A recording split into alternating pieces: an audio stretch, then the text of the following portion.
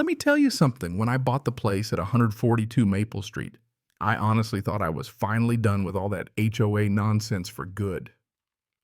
My realtor looked me dead in the eye and said, "You're safe here. Your property isn't part of Willowbrook Estates, and this fence is the line in the sand. 6-foot wood, fresh stains, solid as a fortress." And I thought, all right, peace at last. I mean, all I wanted was a patch of dirt to call my own. Maybe plant some tomatoes, kick back on a Sunday, Not a castle, just a break. But looking back, I guess I missed the hint in her smile, like she knew I was stepping straight into the lion's den. Yeah, that happened. See, Paradise had a snake, and her name was Karen. Or as I'd learned, Cheryl Maddox, platinum blonde blazer sharper than her tongue, HOA president with a god complex, and a clipboard holstered like a sidearm. First day moving in, I'm sweating with the movers, and I catch old Walter, next door guy, has been here forever, giving me this look halfway between sympathy and good luck, son. He sidles up all hush-hush and says, "We tried to warn the last owner about Mrs. Cheryl, but, well, hope you're ready for what's coming." Then he disappears, leaving me standing there thinking, what could possibly be so bad? Famous last words. Next morning, first cup of coffee, I hear this steady clicking like someone's got a vendetta against my fence. I look over and there's Cheryl, measuring tape out, clipboard in hand, stalking that 6-foot barrier like a prosecutor at a crime scene. Didn't even blush when I caught her. Instead, she storms around to my front door, rings the bell 3 times, sharp and bossy, and when I open up, it's like a press conference. No hello, no small talk, just "Mr. Keene, I'm Cheryl Maddox, president of the Willowbrook Estates HOA, and we need to discuss several immediate compliance issues," like I'd just been served.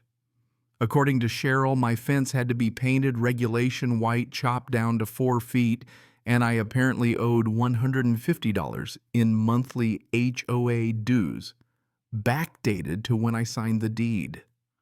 I almost laughed, thinking, is this a prank? But her face was all business, so I tried to play it neighborly. "Ma'am, there's been a mistake," I say. "My house isn't in your HOA. It's not in the bylaws, not on your maps, not anywhere. You'd think that'd settle it, right?" But her smile curdled into something real ugly, and she leaned in close. "Mr. Keene, there are no exceptions. Every property in this area falls under our jurisdiction.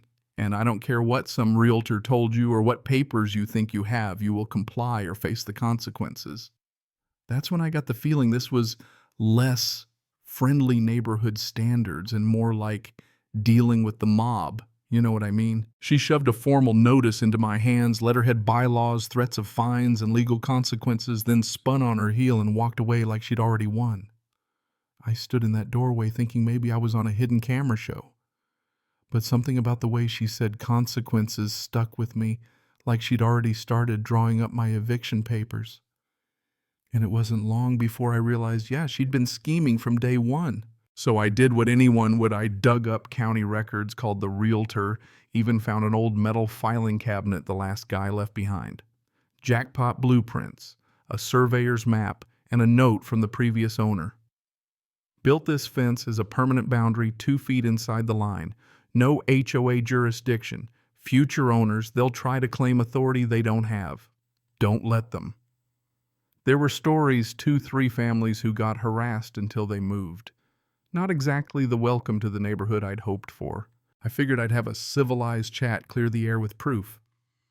But I woke up the next day to "conform or leave" spray painted across my windshield, wet and dripping red, with some not-so-friendly advice about community standards on my driver's side door. Caught a glimpse of those platinum curtains twitching next door. That was it, the moment I realized this wasn't about fences. This was a war. And Cheryl Maddox, she'd just poked the wrong bear. Police came, took my statement. Officer Martinez shook his head and said, "Document everything. These things escalate." I thought maybe he was overreacting. Oh, how wrong I was. Because Cheryl wasn't just aiming for my fence. She went after my job too. I'm a freelance designer, right? Suddenly my clients are getting anonymous phone calls about my legal troubles and unprofessional behavior. I lost 2 contracts in a day. Utilities cut off next, all because someone reported safety violations that didn't exist. I spent a week eating cereal by flashlight, asking myself, why would anyone go this far? That's when Rick Santos pulled up in a beat-up sedan, called himself a PI. Said he'd been hired by Cheryl to dig up dirt, but told me flat out he wasn't comfortable with her demands. She wants anything she can use against you, criminal records, financial stuff, you name it. If you haven't already, get a lawyer. This isn't normal. And for once, I believed it. Time for a counterattack. I wired the place with cameras every angle, especially the fence line, and started connecting with other folks online who'd faced HOA nightmares. Turns out I wasn't alone. Some had been fighting these battles for years. The very next weekend, my cameras caught Cheryl creeping around my tool shed at 3 in the morning trying to plant something that looked suspiciously like hazardous materials. She caught the red light, panicked, and bolted. But I had her clear as day. The next day, I got a court summons official looking county seal and all. But a quick call to the clerk's office fake. Cheryl had crossed from harassment to straight-up felony territory fraud impersonation, you name it. That was my last straw. I called Emma Rodriguez, the best property rights attorney in the county. She listened to my story, scanned the documents, and her eyes just lit up. Mr. Keene, this isn't just a neighbor dispute anymore. We're talking forgery, impersonation of court officials, criminal harassment, you name it. She could do real time for this. While we planned our case, Cheryl tried to finish me off financially. My mortgage company got anonymous reports about illegal modifications threatening to call my entire loan. She'd found every lever to pull. For a second, I almost thought about walking away, just packing up and leaving like the families before me. But then I remembered her in my shed, the spray paint on my car, the lies about me to my clients, and I just couldn't let her win. Emma went digging into the HOA's books. What she found flipped the whole story. $23,000 missing from community funds payments to private investigators, legal consultants, even personal spa treatments billed as community wellness. Turns out I was just the latest in Cheryl's long line of victims. She'd been running off anyone who pushed back, buying their houses through shell buyers and flipping them for a tidy profit. Lisa Park, the quiet deputy treasurer, handed over internal emails and even a recording, Cheryl ranting about how these people need to understand I make the rules in this neighborhood, whether they're technically in the HOA or not. Things hit a fever pitch when Marcus, her husband, poor guy, caught me at the mailbox. Mr. Keene, I'm sorry. My wife, she's not well. My daughter's mortified. I want you to know not all of us are like this. That was the first real sign of how much damage she'd done her own family falling apart. Emma filed complaints with the state AG, the FBI, and civil suits against Cheryl and the HOA. Every fake violation, every letter, every video evidence. The feds responded in a hurry. Within a week, Cheryl got a letter from the FBI under investigation for fraud, conspiracy, embezzlement. And for the first time, I watched her standing in her driveway, shoulders slumped, pale and scared. No more swagger. You know what? I almost felt sorry for her. Almost.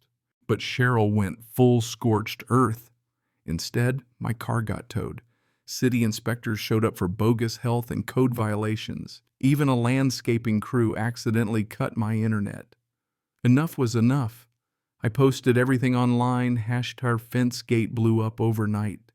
People shared their own HOA war stories. Reporters started calling, and suddenly Cheryl was the face of HOA abuse gone viral. My security footage caught her not just acting alone, but directing other board members to file fake complaints, straight-up conspiracy, all in HD. And then Marcus showed up again looking like he hadn't slept in weeks. She's obsessed, Mr. Keene. She talks about you in her sleep dreams, up new ways to force you out. I'm scared of what she'll do next. That same morning, Detective Morrison called Mr. Keene. The federal case just blew wide open. We need you at the station. It's bigger than you think. Turns out Cheryl had been running a playbook for years, detailed dossiers, coordinated campaigns, paid off city officials. Victims lost homes, jobs, peace of mind.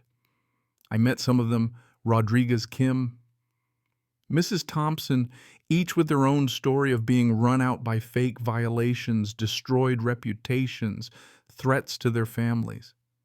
For Cheryl, it wasn't about fences, it was about power, profit, and control. Just when I thought she'd run out of ammo, her lawyers threatened me with a defamation suit claiming my social media campaign had ruined her reputation. The irony was rich, right? The bully crying foul. But that all went up in flames the day Cheryl tried to defend herself. Live on Channel 7, started off talking about community standards, then went off script, confessed to hiring private eyes, surveilling neighbors, even tried to climb my fence on camera and got stuck. Firefighters had to rescue her cameras rolling, and she kept rambling, basically admitting to every crime in front of the whole county.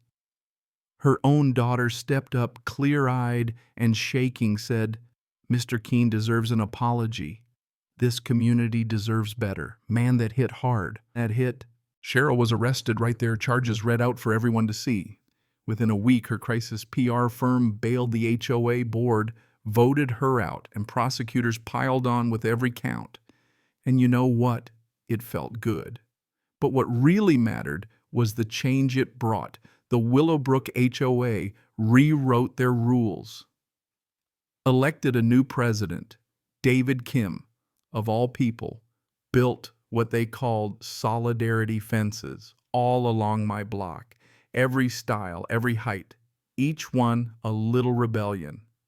Cheryl got 18 months probation, had to pay back every cent banned from HOAs for life, and assigned to community service. Maintaining public fences. Poetic justice, right? And as for me, the old owner had left a trust fund for fence-to-fence enough to cover my costs. And then some.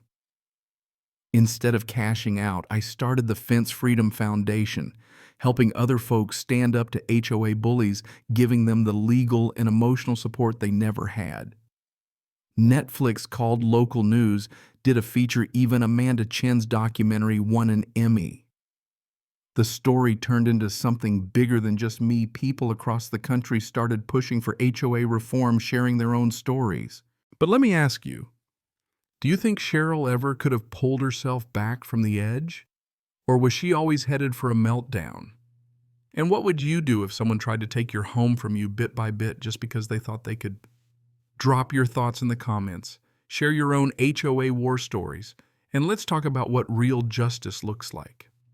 Because trust me, standing up for yourself, it's never just about a fence.